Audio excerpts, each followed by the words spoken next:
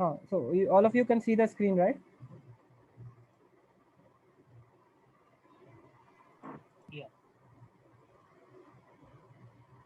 Okay, I've muted the game. So now I'll start. The recording is also on. So in this session I'll teach you how to actually attain orbit first of all, and then how to transfer your orbit to proceed to further worlds, and then how to land on those. So we'll basically do a simple moon mission right now. So was our older sandbox, the Tute sandbox, which we launched previously. So to go to the moon, we'll have to make a particular rocket that is at least two stages in length, and it should have things like reignition, and then it should have a pod that it should actually land on the moon. So as you know that all previously I told you that while designing missions in KSP, you have to design them from top down. Okay. So the most latest part of your rocket, जो मतलब सबसे last में deploy होगा, वो तुम्हें सबसे पहले design करना पड़ेगा. तो at this point, what is the last part of your rocket according to you?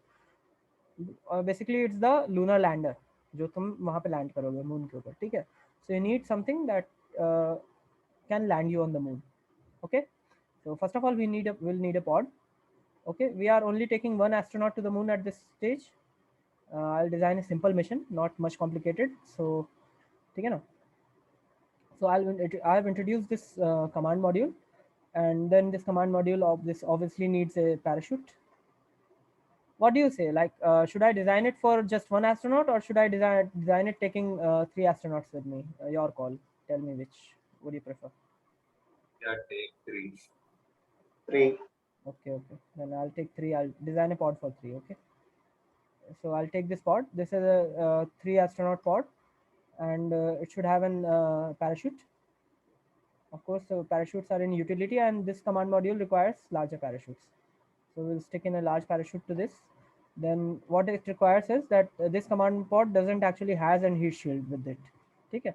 So you'll need a heat shield. Heat shield is found in the aerodynamic section. You can arrange it with respect to size, and then afterwards mostly this is the heat shield that you want. Okay. So now our command pod is basically ready to re-enter the atmosphere. Now we'll need something, because we are building it from top to bottom. Now we need something to get it off the moon. All right. So because suppose that you have already landed on moon. Now you at that stage you need to leave moon surface and attain a lunar orbit, and then further attain a trans-lunar injection to Earth's orbit. That's called a translunar injection orbit, right? Because on that, the orbit that you want from going from Earth to the moon, or from moon to Earth back. All right. So at this stage, you need something that should separate your spacecraft from that bottom stage. So you'll require a separator, and these are the separators that we are going to use. Uh, Sorry, this is a very short separator.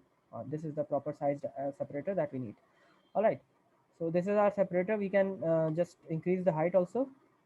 And now what we require is we need some sort of power for our rocket. So for power we need utilities, and in utilities you will find batteries. So you need a battery pack for your look, this is a small battery pack. We need a larger one. This is a large battery pack. Okay, it fits here. So this is a battery pack that will require. You'll require battery packs because for longer missions. All right, because you'll have many things to operate and all. So one other thing that you require is control. All right. So how do you control your spacecraft? Basically, there are two forms of control that the KSP allows. It either allows you reaction control wheels, or it allows you to use this thruster engines, RCS thruster engines. So how do they work? So either you can have a reaction control wheel, and just put it here. The reaction control wheel requires electricity to operate. All right. So what it does is that it has three sets of gyros, and basically the spacecraft that we actually use in physical world, they rely on reaction control wheels only. Very small amount of our spacecraft relied on propulsive steering. Okay. So basically propulsive steering you want for a shorter duration missions like 1 to 2 week, like going to the moon and back. So propulsive steering works in that case. But if you want your spacecraft to remain in space for a longer time, like if you're designing a space telescope like Hubble Space Telescope, or if you are designing missions like Voyager and all, so you require this reaction control wheels to operate, because you can't have propellant inside your tank for a very extended periods of time.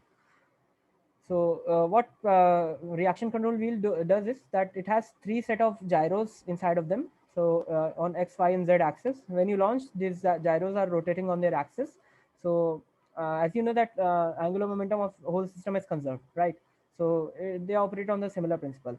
And when you just try to slow down one of the gyros, it exerts a torque in some other direction. So you'll read about that, how a gyroscope causes force and produces torque in maybe 5 1 or 2.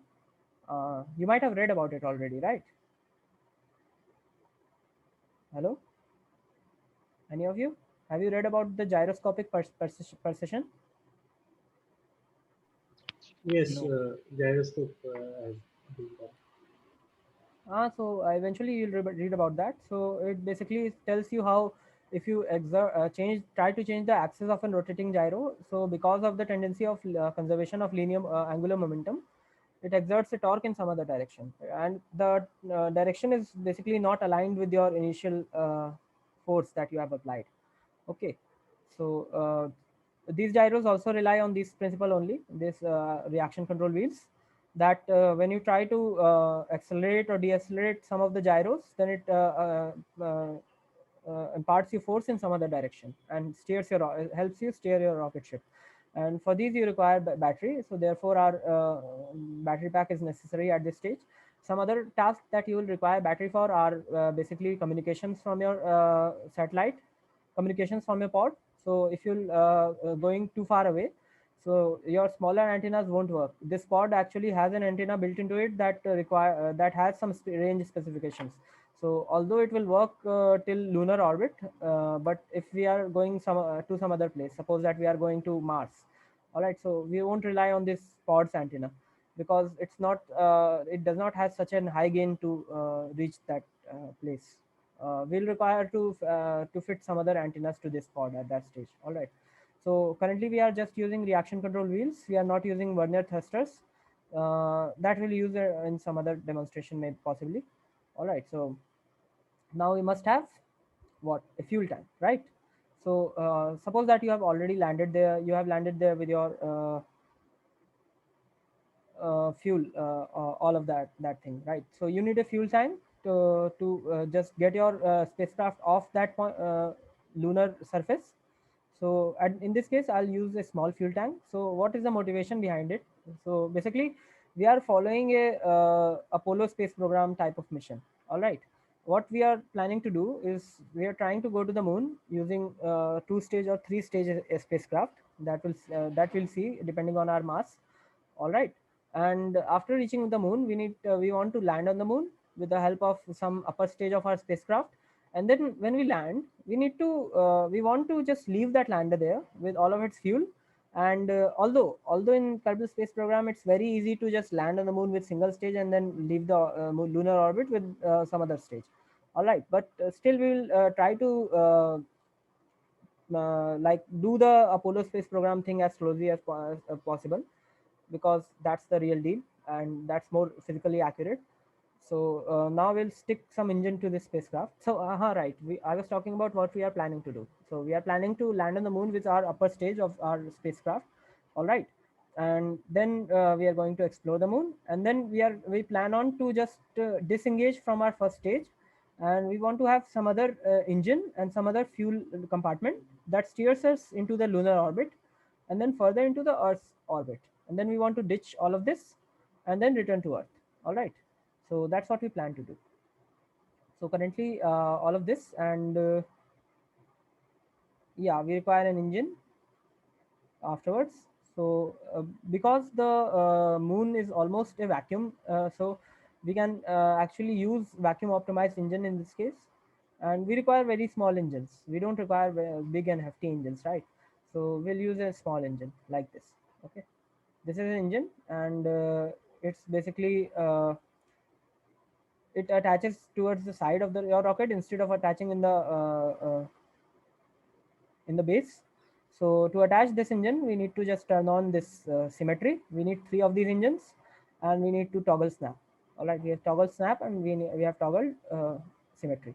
So basically, three of these engines will automatically attach with our spacecraft, and we need to keep it such that it doesn't sticks to our bottom stages. All right, so this much power would be sufficient for us to get off the surface of the moon. Now we want this our upper stage to just separate off from the rest of our stack that we have landed on the moon. All right, so how we'll do that? So for that, we'll actually need a separator. All right.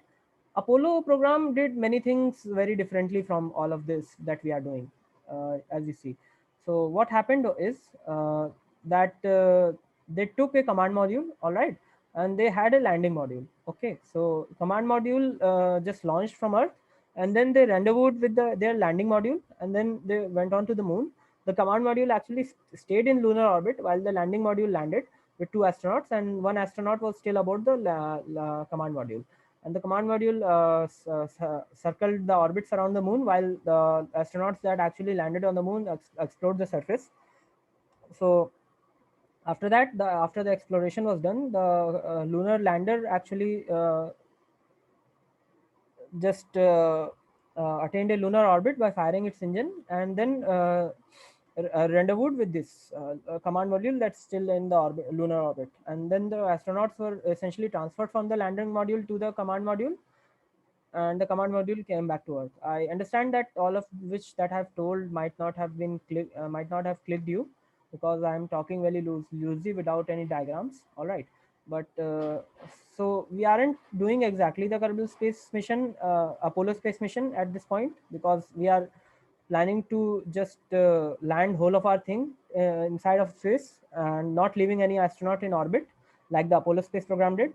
But we can't do that actually, because controlling two places at once is somewhat problematic in Kerbal Space Program. Like your controls can be only at one position. You cannot have two spacecrafts that are independently operating with another one another, and you can't have that. You need to have only one active mission. Okay, so that's why we are doing something like this, landing all of the thing in there. Okay, and now we are using this. What is this? So basically, it's a separator. What is the difference between a separator and a decoupler? So this is a separator and this is a decoupler. So here what we have attached is a decoupler. So what a decoupler is, that it actually has some pyrotechnic devices inside of it. When it separates, it actually separates the upper part only. It won't separate from the lower part. So this will keep attached to this. All right, and it will just separate the thing that is above it. So the arrows that you see, that is the part that will get separated. All right, so it will produce a force and just throw out this whole of the upper part away from it. All right, so instead what a separator does is it just decouples. So basically it will decouple the upper and the lower part simultaneously. It will just it's just like a joint that is severed. All right, so that's the function of a separator, while a decoupler is actually used to jettison off things.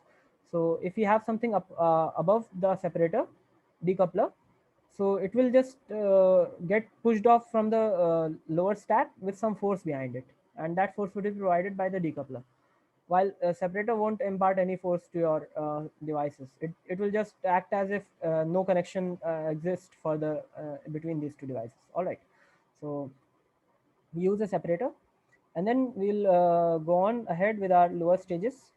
So what we need for our lower stages, we of course need fuel, right?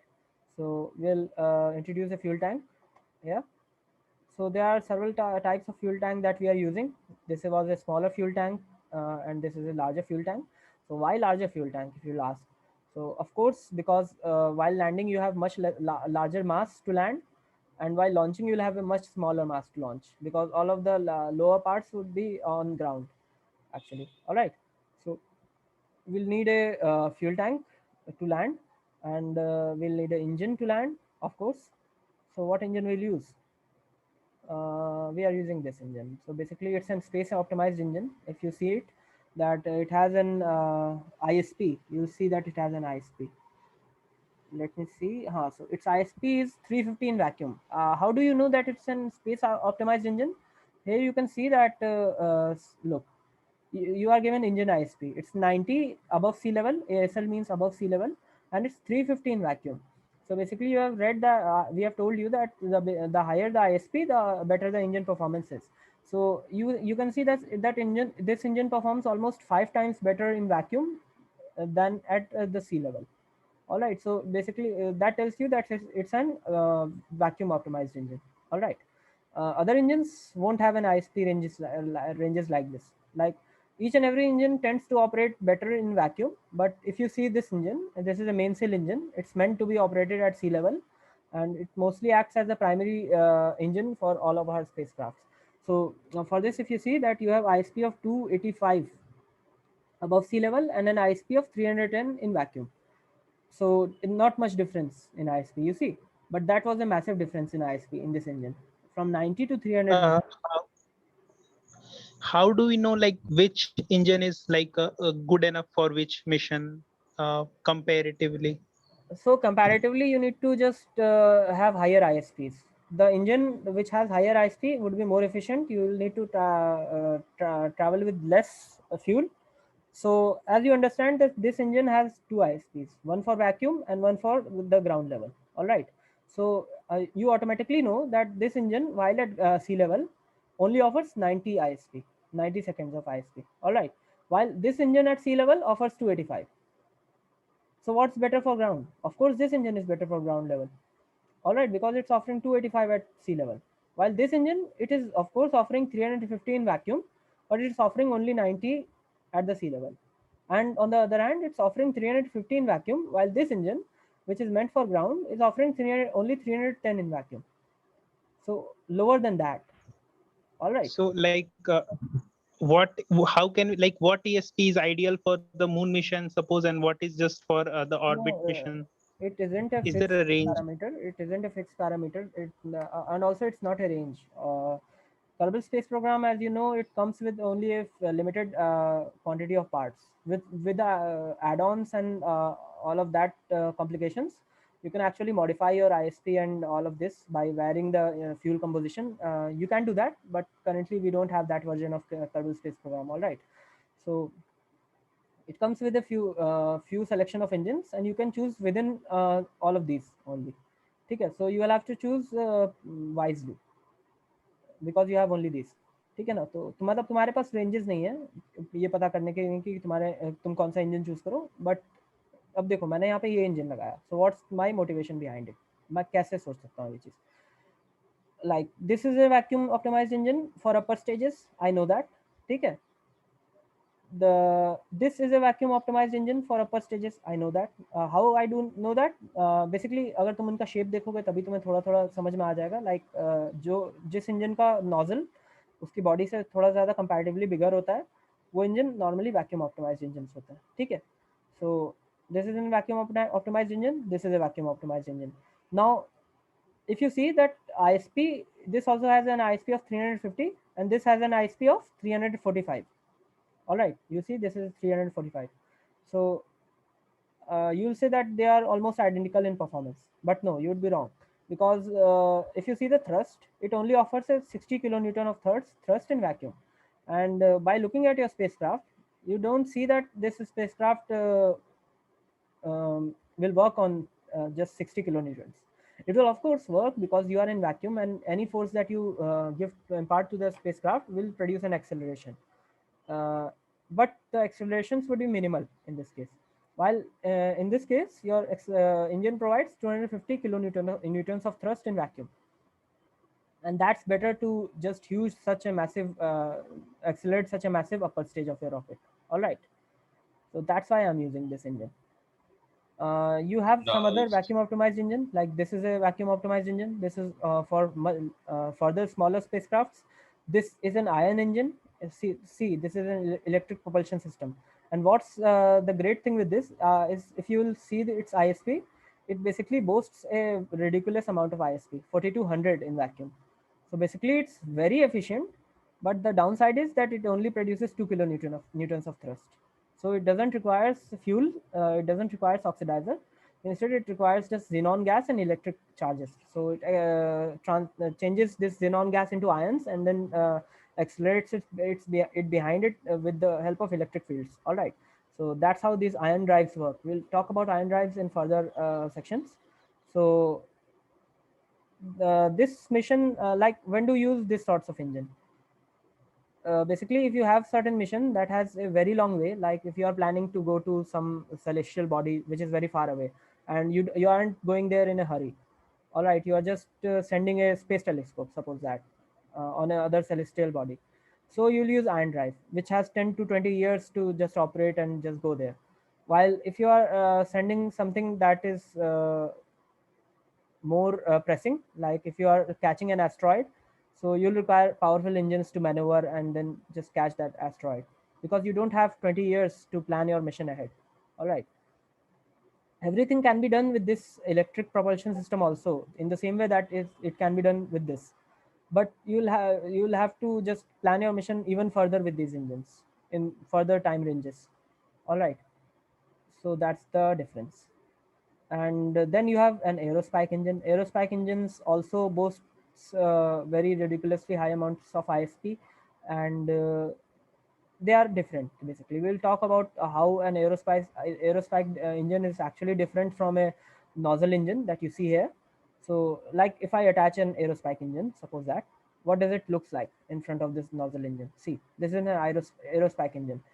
So basically, it's an inverted nozzle. I'll tell you how it actually operates in the engine section of our project. All right. So basically, the thing with aerospikes is that they offer much higher efficiency relative to their counterparts, nozzle engines. All right. It also works in on the basis of liquid fuel and oxidizer, but still it has much higher thrust first of all, and much higher ISP for that thrust. So that's why it's better. And it has much lower weight. But there are some downsides to aerospike engine, and therefore they aren't used in the aerospace industry at this point. So I will discuss all of those downsides, that what they are actually. And then you have some other engines like the vector liquid fuel engine, and it's basically a spin-off of the space shuttle main engine that was used on the space shuttle. It's basically the same engine with the different name because you are using it inside of KSP, and it has some of the specifications that are almost equivalent to that engine only. All right, it's a very good engine. We will use it on this spacecraft itself. Then there are solid rocket boosters. You will have to learn to identify your engines. All right, you'll have to learn to see that what this engine operates on. So you see that how do I know that this is a solid rocket engine? First of all, that how the way it looks like, that tells me it's a solid rocket engine. But because I have much more experience in this game, that's why I'm capable of telling it just by looks. But for you to notice that, you'll just have to see what is the propellant that this engine uses. So the propellant is solid fuel. See, so that means it's a solid rocket engine. All right. It's also showing you the thrust in vacuum and above sea level, and it's also showing you the ISP. So all of these things are here. And then you will have the amount of solid fuel that it contains. You'll have the mass of this engine. So if you are going all mathematical on your rocket, and you want to be precise, then you can actually add on all your mass of the rocket, and then get a precise measurement about how powerful an engine you need, what thrust you need, and all of that. But because we are in a hurry because I have to explain you all in just 1 hour, so that's why I am just eyeballing my way out of my experience, basically. All right. So if you want to build stick in precise engines, you can do that just by calculating mass of all of the stack that's above here, and then you get that what powerful engine, like what power engine you will need on your that rocket. All right. So you can do all of that. Then you'll also have atomic rocket engines. See, so this engine is somewhat better than ion engine because it offers much higher thrust, 60 kilonewtons of thrust, but still it doesn't has that ridiculous amount of ISP. It has only 800 ISP in vacuum. So the higher the ISP, the more efficient your engine is. All right. So this is basically based upon atomic propulsion methods. It uses atomic power to actually propel this liquid fuel. It uses liquid fuel, but it doesn't use oxidizer, as you'll see in here. Other engines require oxidizer also to operate, while this engine doesn't require oxidizer. It just requires liquid fuel. All right. So there will be some sorts of mission that you will require atomic rocket motor also. Like if you want your spacecraft to have to travel for much extended distances with smaller fuel capacities, so you'll just use atomic rocket motors. All right, we aren't using it currently. And all of this is a solid rocket motor, a big solid rocket motor that we may be using on this spacecraft. This is a bigger rocket itself than this. You see, this usually acts as a lower stage of your rocket, some of the rocket. Then you have this is a very big rocket stage, and this will act as a lower stage for the rockets. This isn't actually a rocket engine. Instead, it's a engine of a jumbo jet liner space aircraft, just a aircraft. Okay, it isn't a rocket engine. It's a air breathing engine. All right, so you have to be careful that what you are choosing. Actually, don't go on to choose a air breathing engine instead of a rocket engine for your rocket, because it isn't good that when you reach moon and then you are all set to just land, and then you figure out that, oh shit, I've just put in an air breathing engine instead of a rocket engine in my rocket. So that would be bad. Basically it happened. ये air breathing engine क्या होता है? Air breathing engine basically aircraft में जो engine attach होता है ना, जैसे ये देखो, मैं इसको तुम्हें अच्छा। लगा के दिखाता हूँ। ये देखो, व्हाट इज दिस, ये पता है क्या है? ये इंजन नहीं है, रॉकेट इंजन नहीं है, ये प्लेन का इंजन, ठीक है ना। तो it only requires rocket liquid fuel. तो तुम जैसे कि अगर इसके अंदर देखोगे तो ये देखो, इट डजंट रिक्वायर्स ये क्या कहते हैं, ऑक्सीडाइजर, ठीक है। It requires only air intake air, ठीक है। तो इसको एयर की ज़रूरत है। तो जैसे जैसे तुम एटमॉस्फेयर के बाहर जाओगे, इस इंजन की एफिशिएंसी एक्चुअली घटती है। मतलब ये देखो, इसकी ISP कितनी ज़्यादा है, 12,600। And just by looking at this you will think that oh I will attach this engine to my rocket and then launch with this, और इतनी ज़्यादा ISP है, थ्रस्ट भी अच्छा खासा है, और तुम लोग लॉन्च कर दोगे उठा के। तो पता है क्या होगा, मतलब तुम लोग चांद पे पहुंचोगे and then you will think that अच्छा चलो अब इंजन को एक्टिवेट करते हैं, और वो एक्टिवेट ही नहीं होगा वहाँ पे, because it's an air breathing engine that is meant to operate on in atmosphere, ठीक है ना। तो इन सब चीज़ों का ध्यान रखना। ये चीज़ मेरे साथ हो चुकी है एक्चुअली। मेरे साथ क्या हुआ था, like I attached a fuel tank and I didn't look that it's a fuel tank for an aircraft instead of a rocket. And basically you have fuel tank for aircraft inside of this whole stack also. See, this is a fuel tank for a aircraft, this fuel tank. Okay, so how do I know that? Because it contains only liquid fuel, it doesn't contain oxidizer, while all of these other yeah, this, suppose that this contains liquid fuel and oxidizer. So you need both for your rocket, not just liquid fuel. All right, so while this is a aircraft fuel tank and this is a rocket fuel tank, okay, so learn how to differentiate between those. So basically I just stuck up a fuel tank to my rocket, and then I was just going to land on the surface of the moon, and then unfortunately I noticed that I have come till here with a spacecraft's fuel tank. All right, so my engine didn't fire and my mission just crashed. All right, so that's sad to see. Don't do that. All right, so now our upper stage is ready to land on the surface of the moon. Now what extra do we एक need? Second, आप ये डीकपलर के नीचे क्या क्या लगा है बता सकते हो? इस डीकपलर के नीचे या फिर इस डीकपलर के नीचे? फर्स्ट वाले।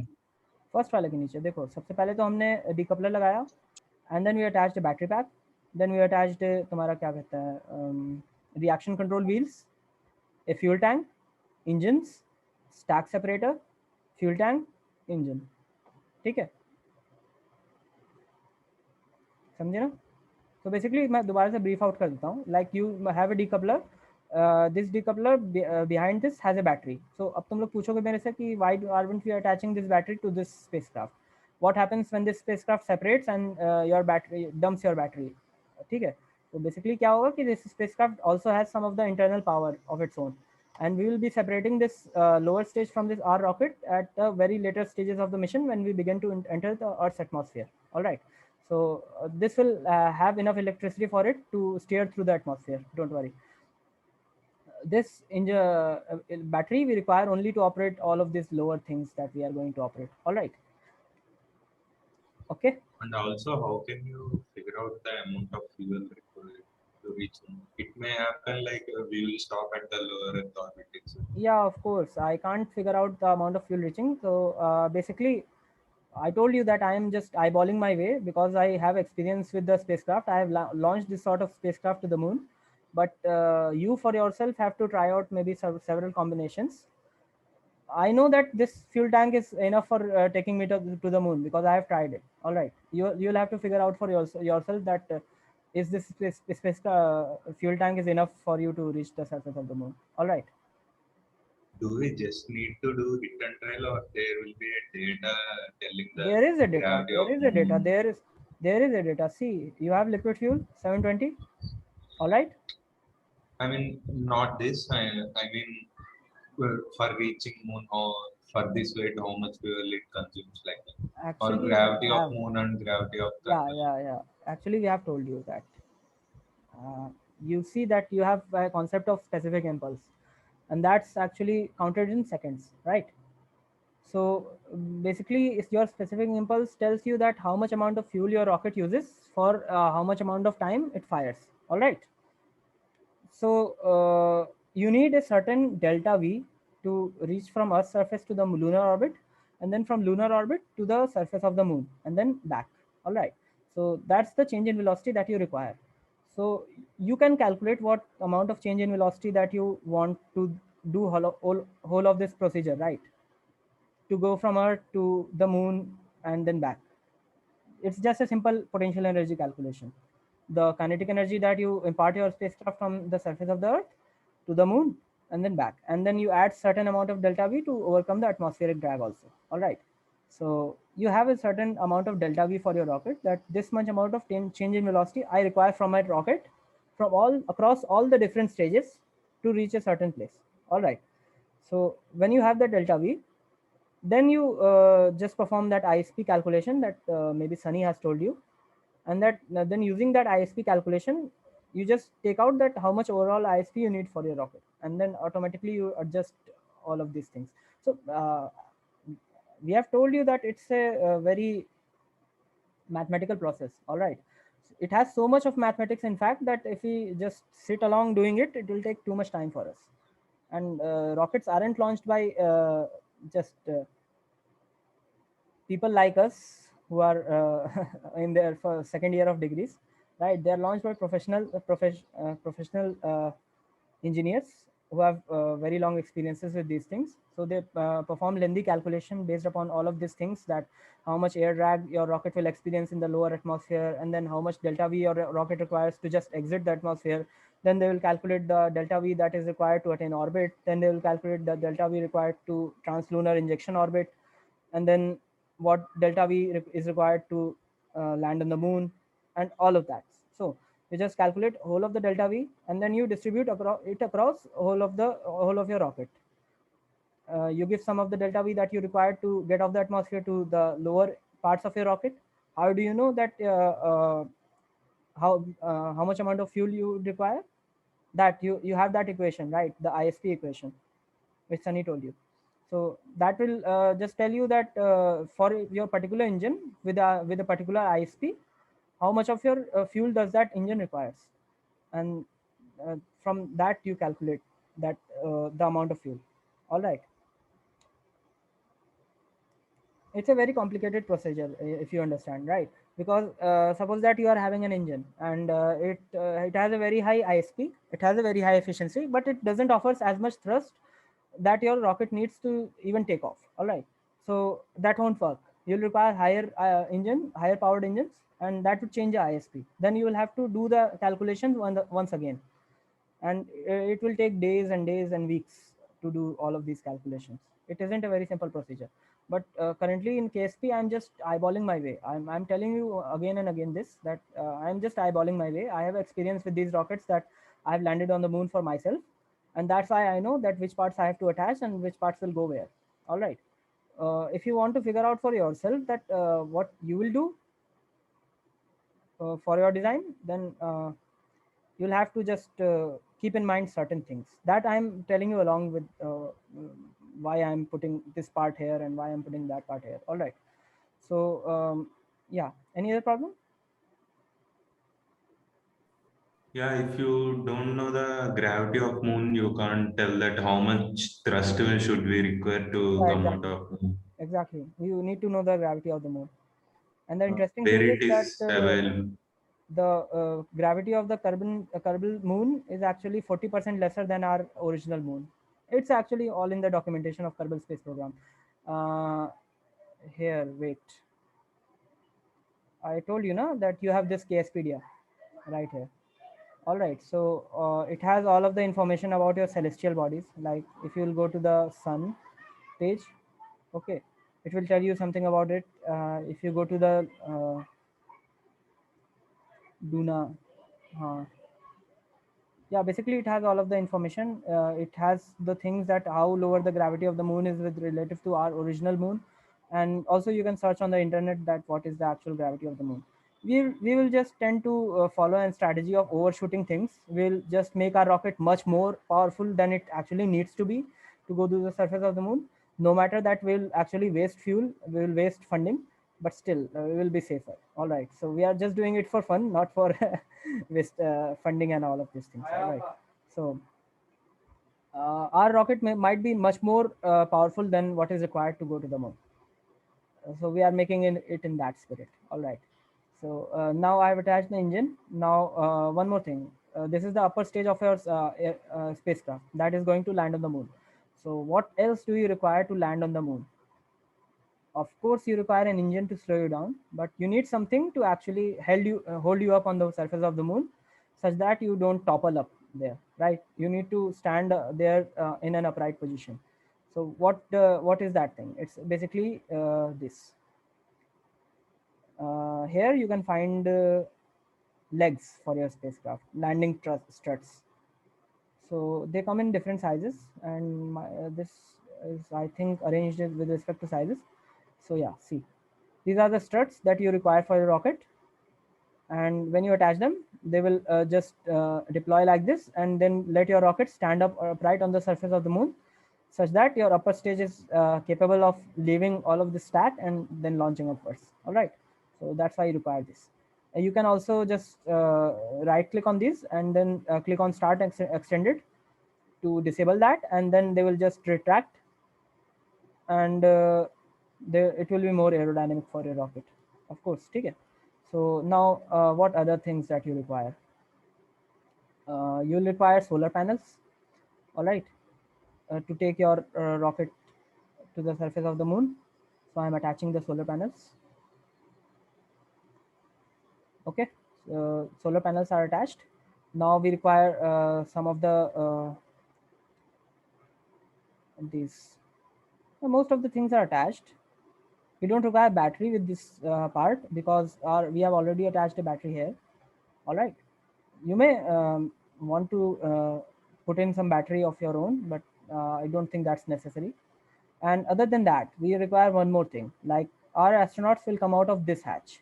All right, this is the hatch that our astronauts will come out of. Now, as you will imagine that if our astronauts come out of this, then they will fall to the ground and then won't be able to come back to this hatch. So they need something to climb up to this hatch. So Kerbal Space Program actually has ladder systems in it that you can place outside of your spacecraft to let your astronauts give a path to this hatch. So basically it's something like this. I'll attach this ladder just here. All right. And now when I trigger this ladder, actually extend ladder. So you see it extends to this place on our rocket. And this is also not enough. We'll require one more ladder to extend downwards because we have actually made a very long rocket in all of this process. So wait, see, this is not a ideal combination of our rocket. We'll require to just remove some of the solar panels. We'll place the solar panels afterwards when we are done with this ladder thing. All right. And there is one more problem, that we'll place a ladder here and then it will be obstructed by this strut down here. Okay, so we need to place these struts somewhere else. Okay, just switch on the triple symmetry mode and then just place it somewhere such that they don't obstruct this ladder path. All right, and also you need to place them down enough such that they hit the ground before your engine cone actually hits the ground. All right, so I placed all of these struts here. I'll place a ladder, just placing it here. wait. Yeah, triple symmetry is on, so we're actually introducing 3 ladders. We don't want 3 ladders. So I've put in 1 ladder, and then I'll see that how much lower that this ladder actually goes. And then I'll put 1 more ladder here, so that our astronauts don't have a hard time actually jumping up on the surface of the moon, unable to catch the ladder. All right. So I'll just put 1 more ladder at exact that point that this ladder ends. So this I guess would be enough for our astronauts to just climb up from the surface to that point. All right. Any question? Any problem?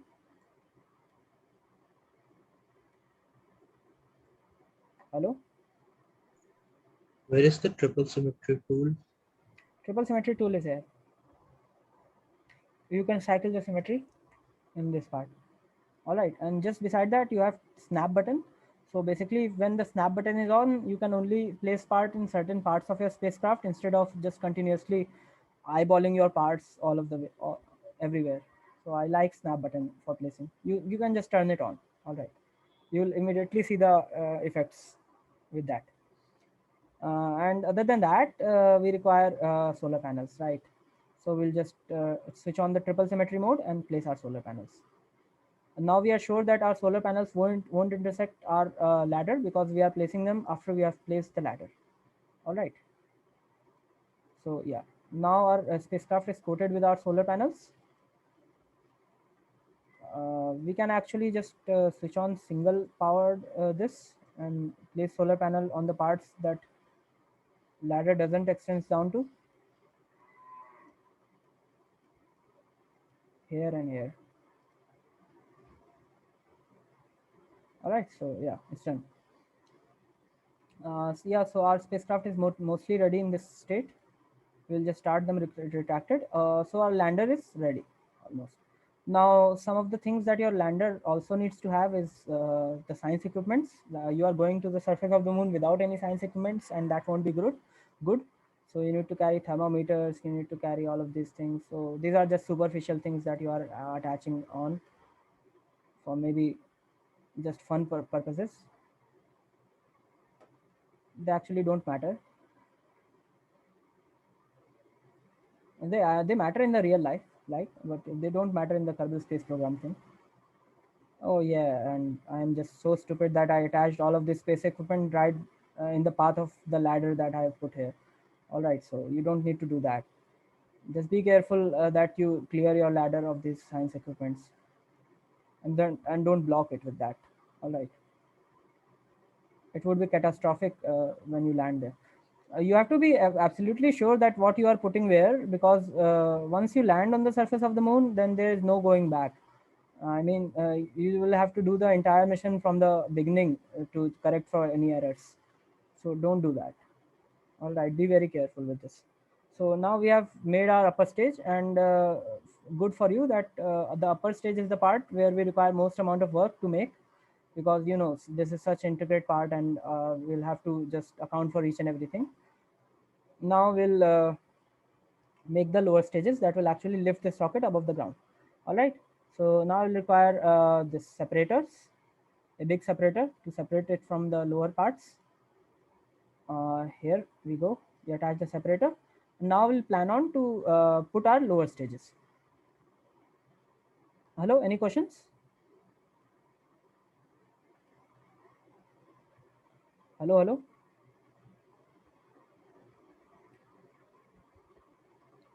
No questions, right? Okay, so now I'll show you one more thing that is better for your spacecraft in this state. Like, it's still launchable, but it would be better if you enclose all of your spacecraft in an aeroshell. So what aeroshells are, I have already told you that I've talked about the fairings of spacecraft, right? So we'll be attaching a fairing to our spacecraft in this case. So you require fairing because, see, your lander is such an uneven thing. All right, it has rockets protruding outward, it has landing pads protruding, it has solar panels. So all of this will cause air drag and maybe also damage all of these equipments. So we don't want that. All right. So that's why we are going to just encapsulate whole of our spacecraft inside of an aeroshell. This is an aeroshell that we require. It is of an exact size of this thing. As soon as you place the aeroshell down in your stack, it will start to extend with your mouse upwards. All right. So as you can see that wherever I take my mouse, it will extend that way. All right. So in the upper parts here, you can see that LMB can be used left. LMB is left mouse button, RMB is right mouse button, and it can be used to place the cross section, cancel placement. All right. So see, I just take my placement up to this point, and then I just click on LMB. All right. So my placement is final up to that point. Now I'll extend it upwards with this, and it can go only to this place. It can only extend in vertical direction and then go to this place. When you will try to use this tool inside of your thing, then you will actually be more capable of seeing that how it actually works. So see, I'll just put this aeroshell till here, and then the LMB button will actually turn green. See, when it's orange, you can't actually place the cross section. When it's blue, it means that you can attach this cross section to the part that it is currently touching. All right. So it will attach itself to our pod. We don't want that. We want that this cross section is somewhat away from our pod. So we'll just extend it till here, and then we'll put RMB, and as soon as this cross section has the smallest width possible, then it will close itself like this. All right. So at this stage, our upper stage and all of this thing is wrapped around an aeroshell, and this is good, as you know, because our whole of this rocket stack would be protected from the atmosphere, and uh, it is beneficial to us right now. So after that, we will require some of the fuel. So now we'll be using this upper stage for our upper stage of a rocket. So this will be powered by an engine, this engine. All right. See, I'm just eyeballing engines. All right. I know that this engine will work because I have seen it work. All right. If you don't know that a particular engine will work, then you'll have to just see its mathematical specifications. All right. That's one of the things that you'll be required to do. Then we'll attach a decoupler, because time, we don't have time, very much time, so that's why I'm just trying to fast forward all of this and not explaining in detail. You know that if I go on to explain everything in detail, then I can do so for 2 to 3 hours, and that would be very bad for you. Do you want me to go to those lengths? Hello?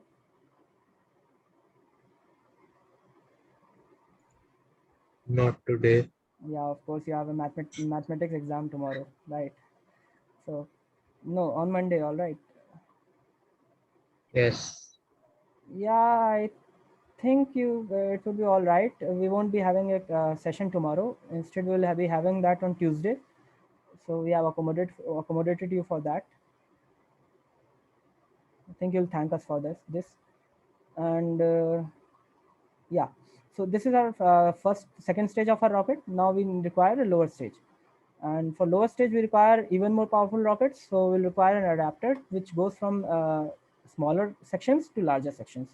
And we'll place our larger sections here. All right. In Kerbal Space Program, it's very easy to go to the moon comparative to the actual situation. Because in Kerbal Space Program, you don't have that much air resistance and all of this, which you have on your Earth. All right. So it's actually better. So yeah, you see, we have placed a very big engine. Now we'll be placing a bigger section still. All right. You see that we are making our rocket much more powerful than it needs. I have told you already that this is what I'll be doing, because I am just making it so powerful that it reaches the moon eventually. All right. So I'm making it for that. I've attached a very big engine to this. Now it's capable of going to the moon and maybe even further. I don't know, but I'll be wasting a lot of fuel with this spacecraft. While when we will give you a task to make your own spacecraft, you will have to be more extra comfortable, extra careful with that thing. Don't waste that much fuel that I am wasting. You will have to make it much more in a much more elegant way. All right, just keep track of all of the parts that you are putting in. It will require around 2 to 3 hours maybe, but I know that you will figure it out eventually. All right, so I've attached the side decouplers and I'll attach an engine. I'll be going with solid rocket boosters. All right, so these are the solid rocket boosters that I'll be going with. Be careful to attach your solid rocket boosters to actually these decouplers, not to your body of your spacecraft. See, at this point, I'm attaching to the body of my spacecraft, and I can see that because currently the body of my spacecraft is highlighted. Instead, I want to attach it to the decouplers. So I'll when my cursor is above the decouplers, you can see that it's being attached to the decouplers. If you see on the lower right side, you see that the SRBs are actually being highlighted just below the decoupler button. All right, so that's why I know that these decouplers, these SRBs, solid rocket boosters, are actually being attached to these decouplers. All right. Now, as you see, there is a problem. Our SRBs are way above our engines. We want them in line with our engines, so we'll do nothing. We'll just take the move tool, which you can see here. It's right beside the place tool here. So as soon as you click on something with the move tool, you will see a 3-axis arrows, which will let you just pull your part up or down. All right. So in this case, you can just pull it down in this way. All right. So it's done. Now our spacecraft solid rocket boosters are attached. Now we'll just be careful with the aerodynamics and attach aero shells with our solid rocket boosters. Okay, we have attached aero shells. We'll attach some of the wings to our spacecraft because you know they are necessary. We'll go with these wings. We'll require force symmetry for these wings. Okay, the force symmetry is actually not turning on for some reason. So we'll just attach pair of two. There is no decoupler between third stage and second stage. No, there is. This is the decoupler between the third stage and second stage. This is the third stage. This is the second stage. All right. This is the second stage hull of the fuel tank and the engine. There is the decoupler for the third stage and second stage. All right. And there is the engine. There is the spacecraft. There is another decoupler. I think you miss a decoupler if you are following along. All right. And be careful. Just find it. And then one more thing that Kerbal Space Program is notoriously difficult for, that your spacecraft actually vibrates, right? Right. And the Kerbal Space Program has pre-programmed vibrations into it. And so when you launch this spacecraft, what will happen that this solid rocket boosters, they will start to actually shake in this way, swing from here to here. And that would be like lethal for your spacecraft. All right. They will eventually explode in that way. So what we require is struts to just hold them. So fortunately, Kerbal Space Program allows you for struts, and this is that. You can find it in the structural section. So if you take a strut and then just attach it with one of the your body of spacecraft, and then attach the other part with your this solid rocket booster. So then it will just stick to both of the things, and then just not तुम्हारा इसको shake नहीं होने देंगे ये solid rocket boosters को. Alright, और ये दोनों तरफ अटैच हो जाएगा क्योंकि मैंने सिमेट्री ऑन करके रखी है, ठीक है ना. सो मैं एक अटैच किया हूँ, मैं अभी दो अटैच करूँगा. ये ब्रेक हो जाते हैं, मतलब जैसे ही तुम अपना डीकपल करोगे ना स्पेसक्राफ्ट को, ये अपने आप ब्रेक हो जाएंगे, ठीक है. इनको ब्रेकिंग फोर्स मतलब बहुत ज़्यादा नहीं चाहिए होती है इनको. डीकपलर इतनी फोर्स दे देगा कि ये अपने आप ब्रेक हो जाएंगे. मैं नीचे भी एक ऑटो अटैच कर दूंगा. तो मतलब basically we are just ticking up our rocket with the space tape so that it doesn't vibrates and all. Okay, so we are almost ready at this stage. This rocket is more than capable of reaching moon. Heck, it might be even capable of reaching sun and the other planets, but we'll be using it to go to the moon. Okay, so just after this, making a rocket, what is one more important thing that you must check before launching is that of course that your spacecraft must be named and saved. Your design must be saved.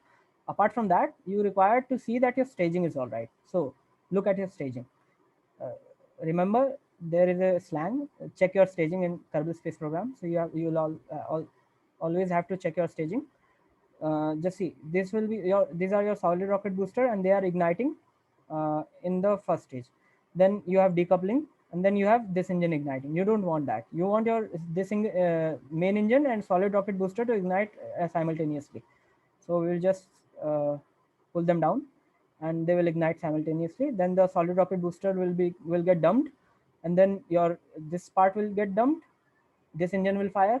The fairing will be jettisoned. The lower part will get dumped. Upper engine will fire, which is inside of this fairing. All right. Then there you have decoupling. You have 3 engine firing of the upper stage, decoupling, and then parachute. All right. So it seems fine at this stage. I don't think you require anything more. All right. We are set to launch. We need to just give our rocket a name. I'll say it's Moon Rocket. And I'll just save my design. In this way, I'm just confirm that my rocket is ready. All right. So अभी किसी को कोई question, क्योंकि अब मैं launch करूँगा. आपने वो ऑरेंज वाले रॉकेट फ्यूल के बाद क्या क्या लगाया था? इस वाले रॉकेट फ्यूल टैंक के बाद, इसके हाँ. बाद मैंने एक इंजन सेट लगाया. ठीक है, this is an engine. And what engine I have used is this. Alright. So ये इंजन तुम्हारा क्या कहते हैं, ये इंजन ये वाला इंजन है, skipper liquid fuel engine. Alright. I'm sure that this engine will work because I have tried this engine and this has worked. तुम्हारे ऊपर ये अप्लाई नहीं होता, तो तुम लोग खुद से देख लेना कि एक्चुअल में उस इंजन का थ्रस्ट वगैरह इतना है कि वो काम कर सकता है कि नहीं कर सकता. ठीक है ना. और मेरा रॉकेट ग्राउंड के अंदर जा चुका है, इतना लंबा बन गया है ये. हाँ, तो वही तो दिक्कत थी. तुमने नोटिस किया होगा कि मैं थोड़ा थोड़ा इसको ऊपर खिसकाता जा रहा था. Just hold the first part that you have placed. मतलब तुमने सबसे पहले पॉड प्लेस किया होगा. ठीक है ना. तो पॉड बेसिकली तुम्हारा रूट पार्ट बन गया है. रूट पार्ट का मतलब वो पार्ट जिससे बाकी सारे के सारे पार्ट अटैच्ड होते हैं. ठीक है. तो तुम पॉड को जैसे ही पकड़ोगे तो तुम्हें पता चलेगा कि तुम पूरे रॉकेट को इधर से उधर खींच सकते हो. ठीक है. तो पॉड को पकड़ो एंड देन जस्ट, मेरा तो सिर्फ पॉड ही हिल रहा है, बाकी तो पॉड ही हिल रहा है. मतलब पॉड अलग हो गया, पूरा रॉकेट तो नहीं जा रहा उसके साथ. वो तुम्हारा पॉड तुम्हारा रूट पार्ट नहीं है, तुमने कोई और रूट पार्ट लिया है. तुमने सबसे पहले क्या प्लेस किया था, पॉड प्लेस किया था या पैराशूट प्लेस किया था? नहीं, मैंने पॉड ही प्लेस किया था. नहीं, एक मिनट. अगर ऐसा है कि तुम्हारा पॉड हिल रहा है छोड़ के, तो तुम्हारा पॉड तुम्हारा बेस पार्ट नहीं है, रूट पार्ट. अच्छा ठीक है, वो सेलेक्ट हो गया, लेकिन अब हिलाऊं कैसे? कहीं जा ही नहीं. बस स्क्रॉल अप, मतलब स्क्रॉल अप करो ना. सेलेक्ट हो गया पॉड. अच्छा. हाँ हाँ, पॉड को सेलेक्ट करो, ऐसे उठा लो उसको. तुम्हारा रॉकेट उसको तुम्हारे कर्सर को फॉलो करने लगेगा. अब अगर तुम नीचे जाते हो तो तुम्हारा रॉकेट नीचे जाएगा. अगर तुम ऊपर जाते हो स्क्रॉल करके तो तुम्हारा रॉकेट ऊपर जाएगा. ठीक है. तो ऐसे मैं ऊपर ले आया. और हाँ, don't worry about the spacing between your rocket and the ground. This will just get cleared off when you will start to launch. All right, it doesn't matter. All right. और कोई किसी को कोई प्रॉब्लम, कोई परेशानी launching से पहले? I guess तुम में से कई लोग फॉलो अलोंग कर रहे होगे, तो तुम लोगों को कोई दिक्कतें होंगी.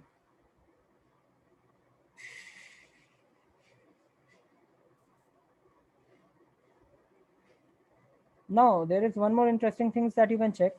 Of course, क्योंकि मुझे पता है इस सब चीज़ों के बारे में, तो मुझे पता है कि it will be all right. You can check the center of mass of your rocket. It's here. All right. So the everything, the thrust that you will provide, the rocket will tend to rotate about this point. This is actually the center of pressure of your rocket. No, the CG of your rocket. All right. And the center of pressure, this is the center of thrust, and this is the center of pressure. So your center of pressure should be below your center of mass. All right. And that condition is satisfied. It's well below. Okay. If I just take my fins and then move them up, so you see my center of pressure is actually going upwards, and there will be a point that my center of pressure actually overtakes my center of mass, and that would be very bad.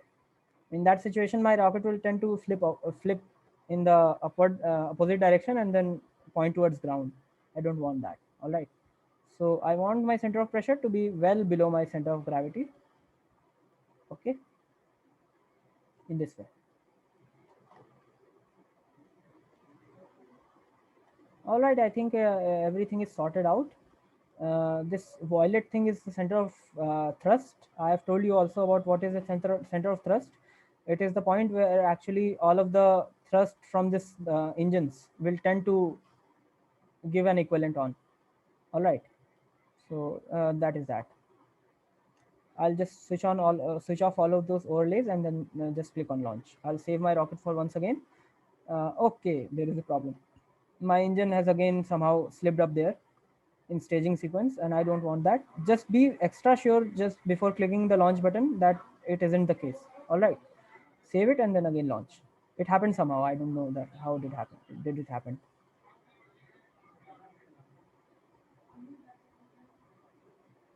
Okay, so this is our Majestic rocket. It has 3 astronauts with it: Valentina Kerman, Bill Kerman, and Bob Kerman. Jebediah Kerman is already aboard a ship that is maybe bound starboard, and therefore we don't have him here. So our rocket is ready. We'll require SAS control. We'll switch them on. I've already told you what these are. We'll require our RCS control. We don't have any RCS aboard our rocket, so RCS control won't do anything, but still I'll switch them on for any case. All right. Now we'll launch. Now there is one more thing that you should know about your rocket, that it has solid rocket boosters. All right. And I've told you about solid rocket boosters that once they begin to fire, they won't stop until and unless they are completely exhausted. All right. And you also can't control them. So I want most of my rocket thrust to be coming from this SRBs in our initial phases, because I want to preserve all of this fuel for our later part of our mission. So therefore, I'll just not start my rocket up with 100% thrust. Here you can see that there is the thrust thing. So you can actually, using left control, you can reduce this to 1/3. This is the 1/3 thrust currently. So I'll just launch with 1/3 of the thrust. All right. I'll click on space. And you see our rocket doesn't launches. And therefore, I'll increase the thrust. And you see slowly and slowly our massive rocket launches about from the top of the launch pad. All right. So it has begun to launch. It is gaining speed. It is gaining speed of 20, 29, 23. So it's very slow. Most of the bigger rocket usually tend to go this slow only, because they have so much of inertia at the starting points that even the most powerful engines in the world, like F1 rocket engines, aren't capable of pushing them with a certain acceleration that they want. All right.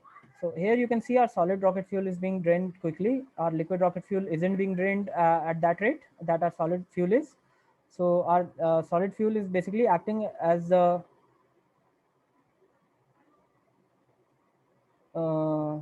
thing that takes us above the lower atmosphere that we require. And yeah, there is one more thing. You need to start to turn your rockets, all right, to reach orbit. So we'll also begin turning shortly. We mostly begin to start to turn at 3,000 meters of altitude. That's almost a safe altitude that we can think about starting to turn, and about 200 meters of velocity, meters per second of velocity. Okay, so as you see that seeing my nav ball, my rocket has started to turn. Now I'll increase the thrust. See, all of this comes from experience, that at what point you need to increase your thrust, at what point you need to decrease it, at least in KSP. All right, because in real life it's everything much more mathematical, but in KSP, because already you are eyeballing your way in making your rocket, so you have to eyeball it in launch also. You need to eyeball it for yourself, that when you need to increase the thrust, when you need to just jettison off the RCBs, SRBs, and all of these things. All right. So be careful with this.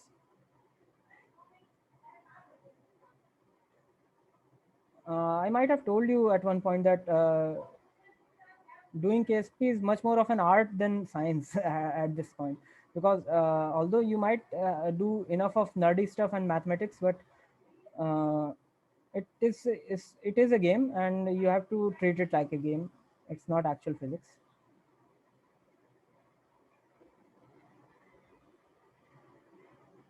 How did you change the direction? Using D. WASD keys are the keys that you use for your rocket to change direction. And yeah, most of your rocket might just fail at this stage. Mine might also, because you see it's shaking vigorously. its upper stage is changing direction. You see there are vibrations in this, and that's not good. I could have used something else to prevent these vibrations, but I didn't. So I'll have to be careful with this. Just whatever you do, don't do immediate maneuvers. Don't do quick maneuvers. If you do quick maneuvers, then your rocket will just vibrate and fall off. So be careful of quick maneuvers. Do it slowly. Do everything slowly. So look, we have already entered the outer layers of atmosphere. Our primary stage is going to burn off, and it will be placing us inside a hyperbolic trajectory. You see, we are already in a trajectory that goes above the atmosphere of Kerbin at 157 meters, 157,000 meters. Okay, 70,000 meters is the orbit, and we are already in a higher orbit. So that's good. And that's this stage. At this stage, we will just push space and separate out our lower rocket part. I'll just fire it for once such that we are away from that portion. And you see, we are in space. Almost. Okay. So also I'll just start off this prograde move. So I know that my rocket will always point towards my velocity vector, and that's good because I'll need to fire towards my velocity vector to attain orbit. I've told you already that, right? That how do we attain orbit? In this mode, you can see that we are going closer and closer to our apophis. Just below it, you can see that it shows some t minus some minutes and some seconds. So that's the time until you reach this uppermost part of your orbit. All right, your spacecraft is currently at 88,000 meters. You have to go to 159,000 meters. So we are coasting right now, and we'll fire our lower engines once we reach till this point. All right. So since we are in space already, so we will deploy our aeroshell. You just right click on your aeroshell and then click on deploy, and it will deploy. All right. So it's better because now we have our solar panels activated.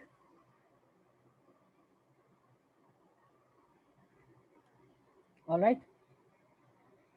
So most of our system would start to work.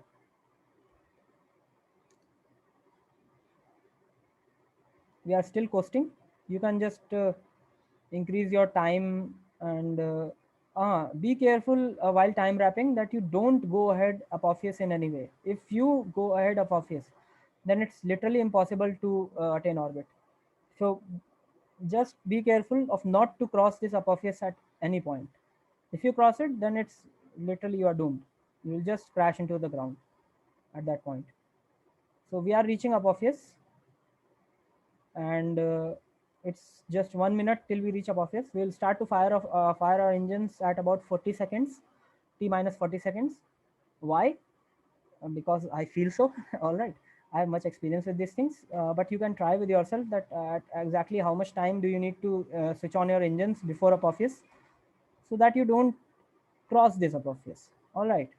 To attain an orbit, you have to attain it in such a way that your t always reads a minus. It doesn't read a plus.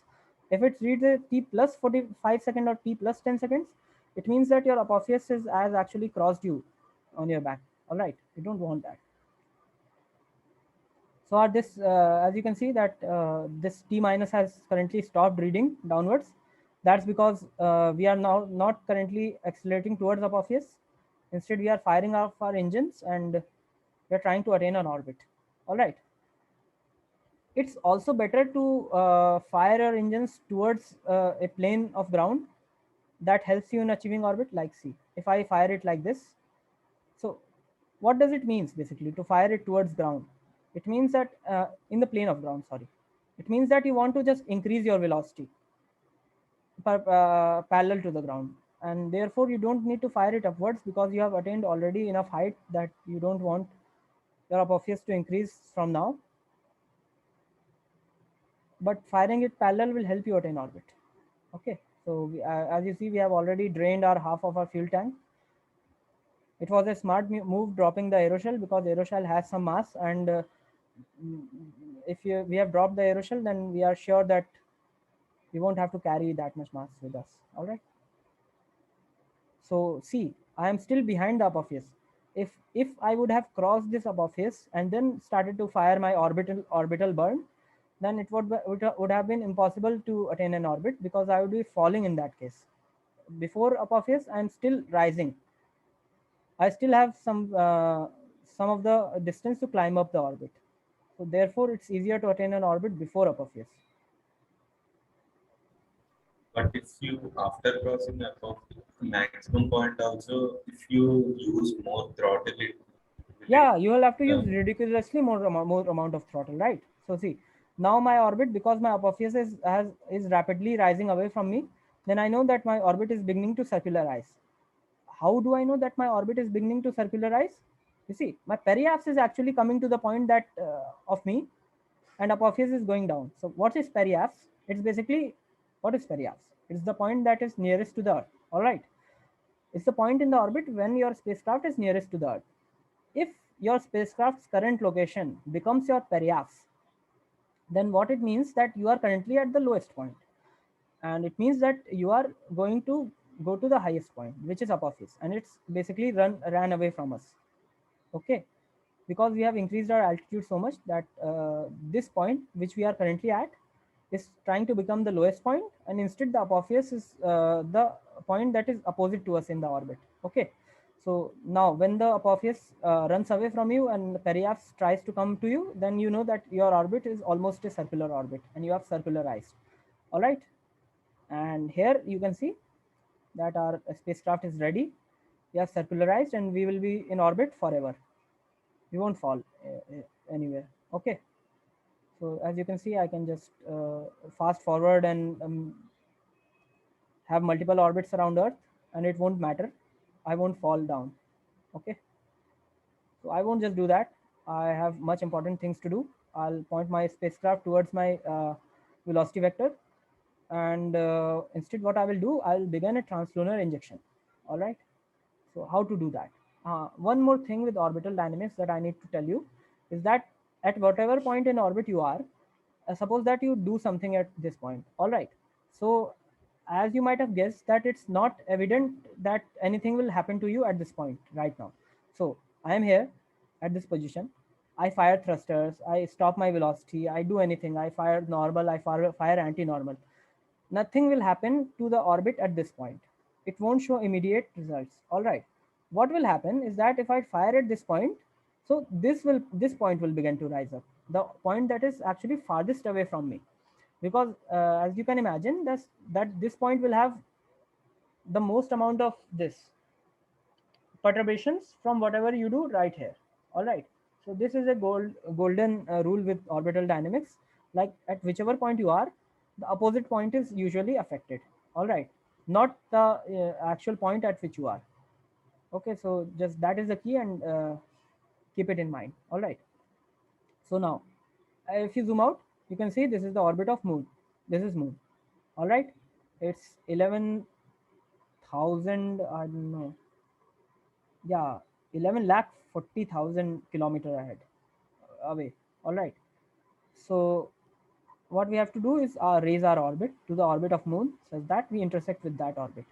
So to do that, what we do is we first right click on moon, left click on the moon, and then click on set as target. What does is that it shows us distances relative to the moon in a certain way. All right, so now you can see that there are other things too. This is another Minimus object which is orbiting the Kerbin. It's another asteroid. Basically, you can land over there also. It's a very difficult task. I might give that to you in the midterm report, but I won't. I don't think I'll give that. It's a very daunting task to actually land on Minmus. Some of you who are very interested can try actually to land on Minmus.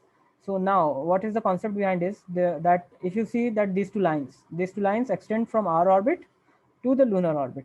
And what do these two lines represent? Any idea that what would they represent?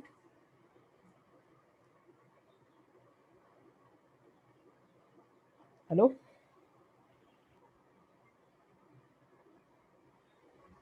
Hello?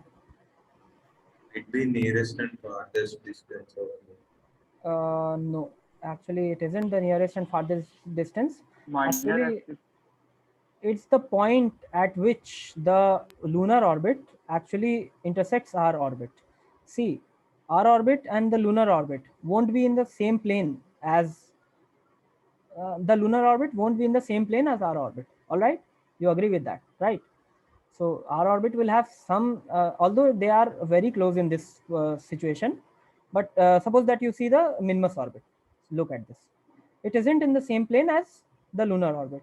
When you are in the Minmus orbit, so the lunar orbit will be in a different state, and when you are in lunar orbit, the Minmus orbit will be in a different state. So two planes actually intersect along a line, right? You have taught learned about that. Two planes intersect at a line. So this line, this white line, is actually that line along which the two planes of orbit intersect. The plane of the orbit of our Earth, our orbit, our spacecraft, and the plane of orbit of Moon. All right. So it's the line. Now, when you left click on our position in orbit, you'll just see that it has an add maneuver button. You just click on that add maneuver button, and it will show you a whole range of things. So what does this mean is that if I just increase this in this way, so it means that at precisely this point of orbit, I plan to increase my velocity. All right. So that's what I will have to do. And here you can see that at whichever point I just burn, I click on again on this. At whichever point I burn, it affects the opposite point in my orbit. All right. So this is basically maneuvering. Now maneuvering is essentially firing your engines such that you are planning ahead your trajectory. All right. So I'll just increase my velocity and see when do I get an intersection with the moon. All right. To get an intersection with the moon is basically the easiest task that you can do. Currently, what it shows is that while my spacecraft will be here, the moon will actually be here. So what I need is to be closer to the surface of the moon when my spacecraft comes here. All right. So I want to be here. All right. So here you see, in this case,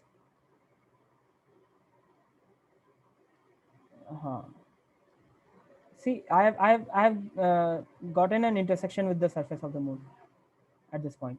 Yeah, this is the best. So basically, I'll be accelerating and I'll get an intersection. I'll enter the moon's surface of influence. I'll leave the moon's surface of influence. And how do I get an orbit around that moon? Is while I'm inside of the surface of influence of moon, I'll decrease my velocity, and then I'll attain an orbit, because at that point Earth won't be affecting me as much as the moon will. All right. So I'll just do this in such a way that it costs me the lowest amount of fuel. So basically it only requires 788 meters per second of delta V, and this would be the most perfect burn. And this is our transfer orbit, the brown one you see. And after encountering moon, while we are in purple orbit, we will be inside of the sphere of influence of moon. And after that, our orbit will be this green one. So basically you see that we are planning on to, if the moon wouldn't have been here, our orbit would have been different. It would have been like in this way. All right. But because the moon affected us, because moon carried some momentum and we actually performed a gravity assist in this case, if we wouldn't have stopped inside of the influence of sphere of influence of moon, if you would have just crossed it, so moon affected our orbit in such a way that it changed. All right. So this is the basic concept behind gravity assists. All right. This is how it works. We will be teaching about you more inside in our further sessions. So basically now, since we are ahead of this maneuver, it tells you that at what point this maneuver will come.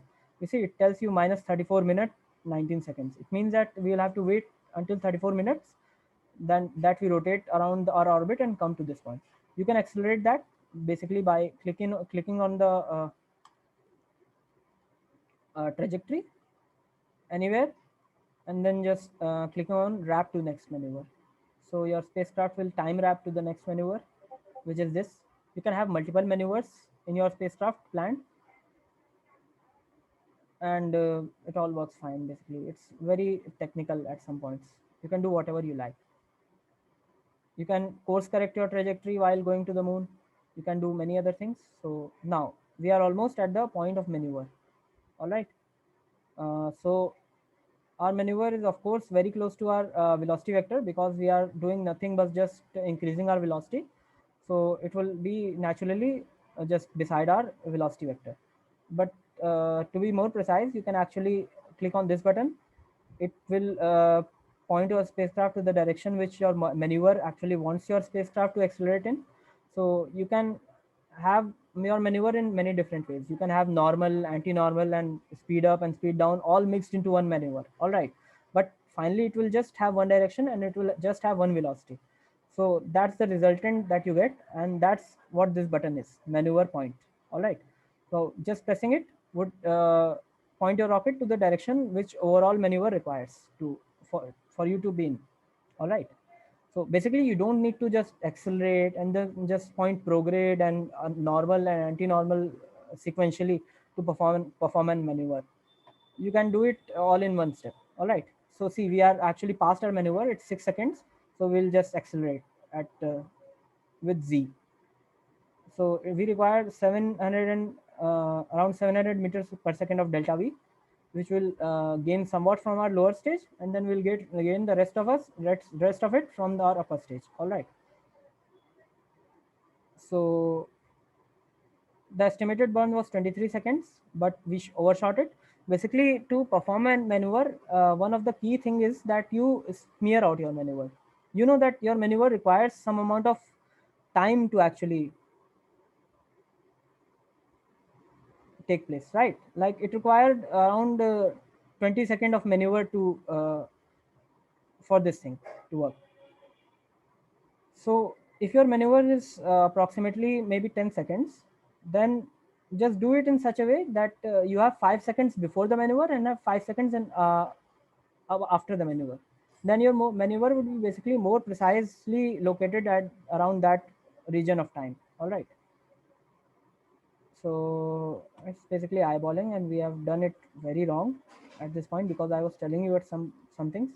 I'd see that if my orbit actually leads to the sphere of influence of moon, and it leads, so there is no problem. Basically, going to the moon is one of the easiest tasks that you can do. Therefore, anything would work, basically. Anything that takes you closer to the moon.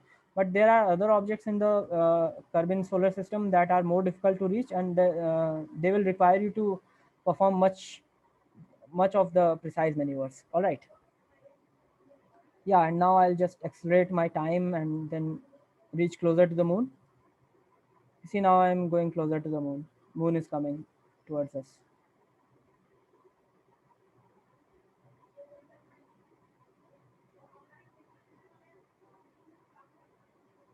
Okay, so as soon as I enter the sphere of influence of moon, you'll see a ridiculous thing happen, that it automatically reduce my speed. So that happens so that I don't collide with the surface of the moon.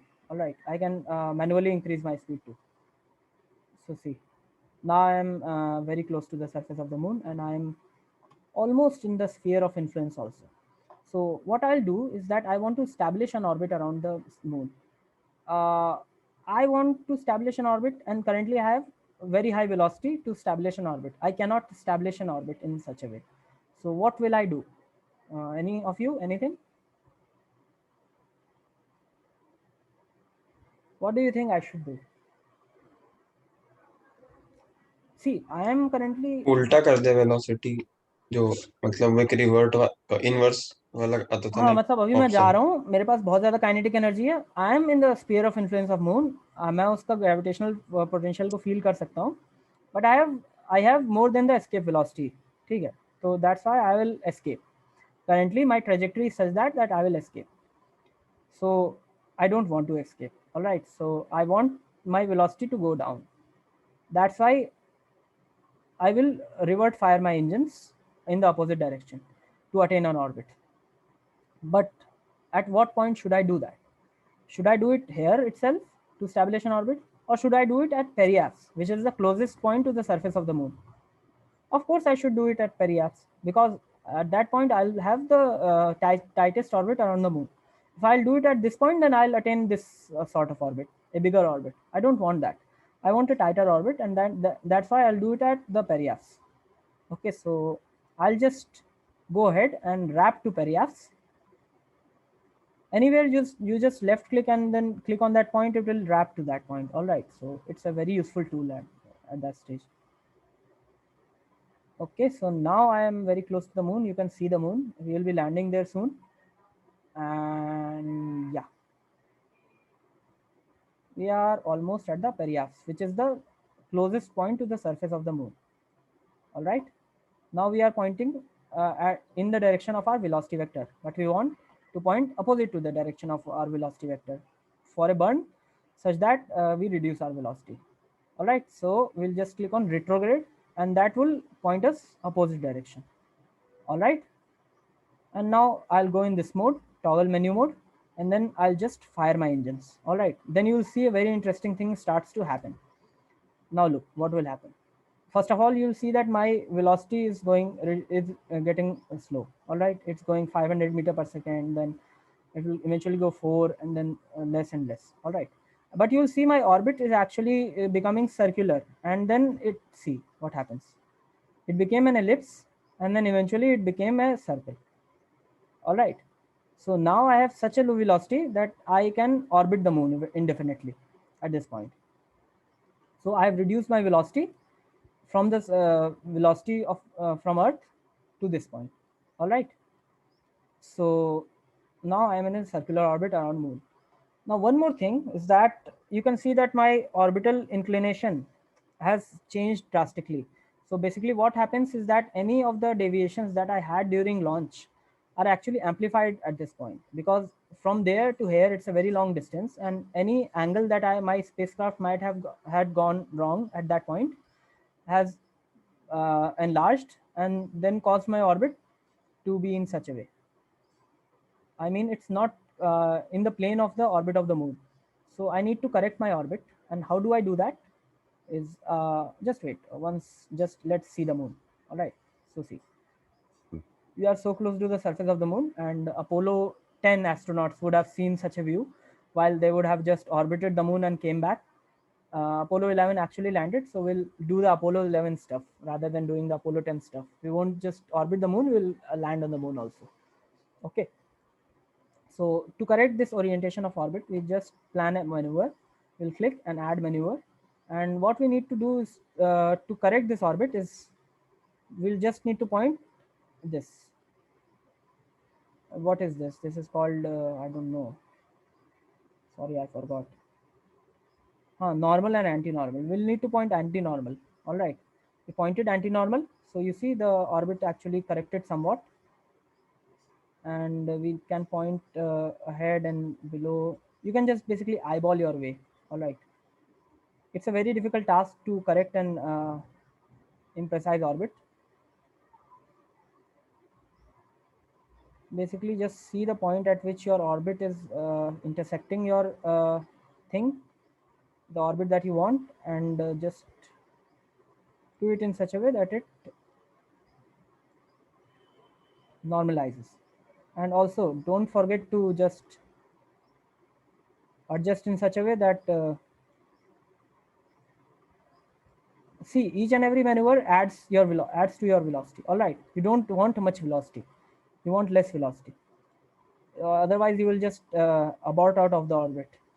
Okay, so just be careful that while doing any maneuver, you also subtract enough velocity from your velocity direction that you are putting in somewhere else. All right, I know it might sound vague at this point what I'm telling, but when you will do that, you will see what I'm telling you. Okay, I think we have done shit. We actually pointed we didn't pointed our spacecraft towards our maneuver, and that's why our orbit actually fell rather than going to the maneuver. Okay, so it corrects itself, don't worry. And at this point we'll want another maneuver, and to have this we'll just require this. Okay, hello, are all of you listening? मतलब बहुत ज़्यादा हो रहा है क्या? Hello हाँ, अभी के लिए शायद थोड़ा ज्यादा है। हाँ, वही मुझे भी लग रहा है। मतलब ठीक है, जब तुम लोग इसको करोगे अपने से तो तुम लोगों को ज़्यादा कुछ समझ में आ जाएगा। अभी मैं बस तुमको दिखा देता हूँ ज़्यादातर चीज़ें। तो मतलब देखो, मैंने इसको इस तरीके से ऑलमोस्ट ऑर्बिट को सर्कुलराइज कर दिया है, ठीक है। प्रिसाइज मैन्यूवर्स तुम लोग अपने से देख लेना कि क्या करना है तुमको। तो बेसिकली लैंड करने के लिए तुमको क्या करना है कि मान लो मुझे इस पोजीशन पे लैंड करना है, तो मुझे अपना मैन्यूवर कहाँ पे प्लान करना पड़ेगा, जस्ट अपोजिट टू दिस, ठीक है। मुझे यहाँ पे अपना मैन्यूवर प्लान करना पड़ेगा ताकि जब मैं वेलोसिटी रिड्यूस करूँ तो my orbit actually falls to this point, ठीक है ना। मतलब यहाँ पे अगर गिराना है तो उसके अपोजिट में तुमको एक्ट करना पड़ेगा, ठीक है। तो तुम्हारा पेरियाप्स जहाँ पे होगा तुम्हारा स्पेसक्राफ्ट वहीं पे जाकर गिरेगा। तो just see that your space periapsis actually isn't below the surface, rather it should be about 1000 meter to 2000 meter above the surface. All right, so we will just target that and then wrap to that maneuver, and then just simply execute this maneuver. And as soon as we execute that, our periaps will reduce and then just go inside the lunar surface. Okay, ठीक है। तो हमारा almost हो गया है पेरियाप्स, और तुम लोग देख सकते हो कि we did it wrong and eventually ended up with our periaps below the surface. It means that our probe will actually hit the lunar surface just at this point. All right, तो अब हम लोग इस position में आ जाते हैं। So we are currently on the dark side, और अब हमारी ऑर्बिट मून के अंदर फॉल करने वाली है बहुत तेजी से। तो अब वो चीज़ तुम लोग देखोगे थोड़ा देर में, what is going to happen।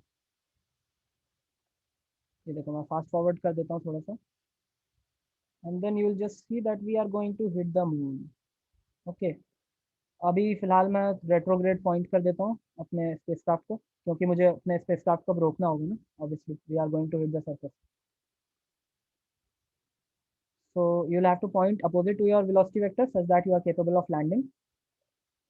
अब इसके बाद तुम्हारे पास कोई मैन्यूवर नहीं है, अब तुम्हें पूरा पूरा आई बॉल करना पड़ेगा। You are very close to the surface and there is no way that you can operate it with manoeuvres, so you will have to just eyeball everything to the surface.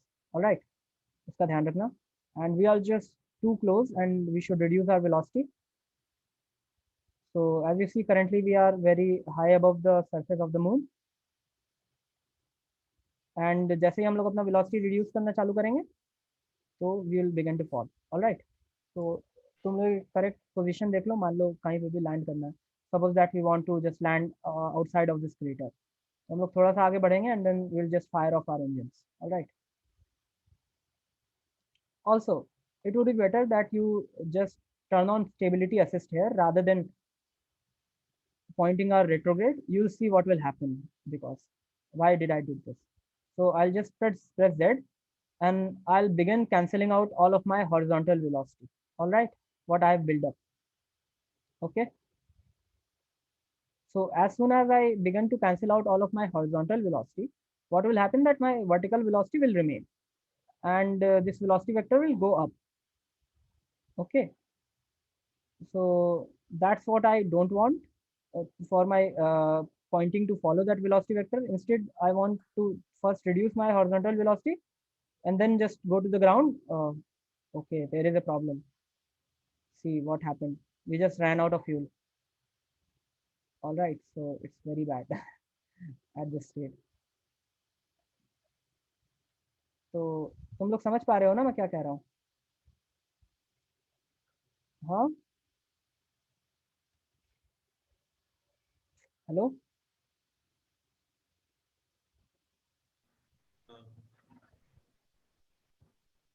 तो देखो, मैंने मतलब अपना lower stage का fuel पूरा पूरा drain कर दिया, और अब I am in a very tough situation. I am going to collide with the ground and I need to just turn on my engine somehow, और we are okay we are going to crash. Alright, we crash. हाँ, तो मतलब तुम देख सकते हो ना, मेरी प्लानिंग सही नहीं थी, बहुत हड़बड़ी में मैंने किया था चीज़ों को, तो मैं क्रैश ही कर गया अंत में। तुम लोग भी करने की कोशिश करना इस चीज़ को। Alright, it's very difficult, but I think you can do it with proper planning. All right, we'll just go back to launch or vehicle assembly building.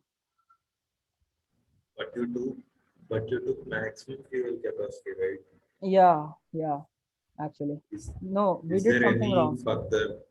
Yeah, we did something wrong. Actually, what we did wrong is carrying extra fuel doesn't means actually being more capable of performing a mission, because the extra fuel that you add actually adds mass to your rocket.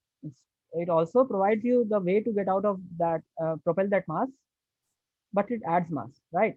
So if your lower stages are not powerful enough to power your upper stage, then you will just run out of fuel in your upper stages. This will happen eventually. What we could have done is that we could have made our second stage some more fuel rich. We could have added more fuel to our second stage. That's what we needed. So you could have seen that we weren't able to establish orbit with this, right? We This should have had enough fuel to establish orbit and to perform translunar injection, so that this stage must have been left completely free to just deorbit the moon and then just land on the moon.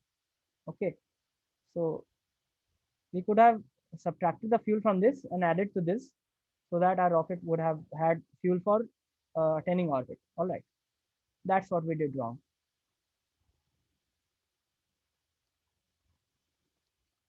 Okay, तो अभी मैं फिलहाल इसको बंद करता हूँ. I heard. Yeah. Can you plan the complete orbit? I mean, you are planning some part of orbit, Yeah. but can we plan complete orbit to the moon? Yes, you can actually. You can, but that requires special mod in KSP. There is a science mod, I think. And once you introduce that, then you will be able to plan whole of your orbit from just launch to this landing, each part of it. So basically, it's a automator rather than a simulator. What will happen that it will fly for you actually. No, मतलब तुम अगर उस mod को लगा दोगे ना, तो तुम बस maneuver कर दो plan and it will execute the maneuver automatically. All right. So इस मामले में वो थोड़ा सा है अच्छी चीज. And now I'll stop the recording.